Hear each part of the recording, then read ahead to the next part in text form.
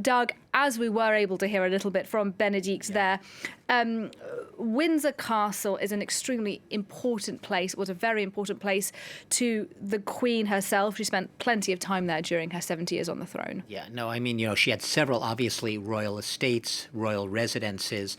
Windsor was, as you said, very close to her heart. It was at it served several functions for her. It was a private home. It was where she lived and had her private rooms, but it was also an official royal residence. And it was the castle, we might note for pub trivia fans, it's the world's longest oldest inhabited castle that is still functioning castle. I mean, it was literally the mound for it was dug originally by William the Conqueror in the early 11th century. So we're going back almost a millennium to the origins of Windsor Castle. So when I say it's the longest and oldest and biggest inhabited, still functioning castle, serving the purposes of a living monarch living there and working there, that's Windsor.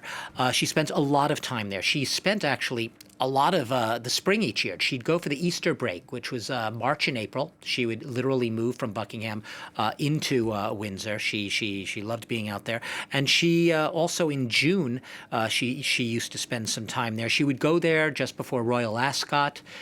She loved horses, as we know, so she'd be in residence there during that event.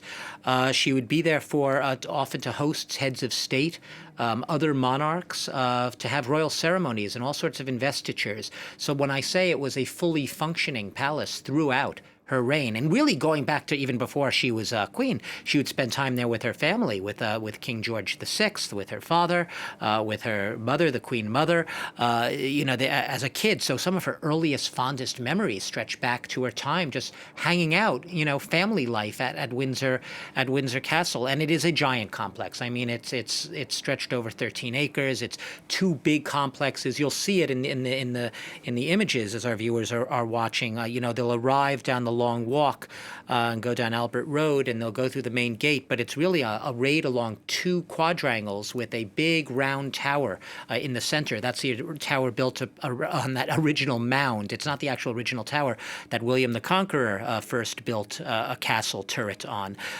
So this is really going back to a place she loved, going back to her childhood origins in many respects, a place where she went, it's only 30 kilometers outside London, but a place very much feels like it's very far removed from the hustle and bustle of central London, which we saw today, the central area around Westminster where the state funeral took place.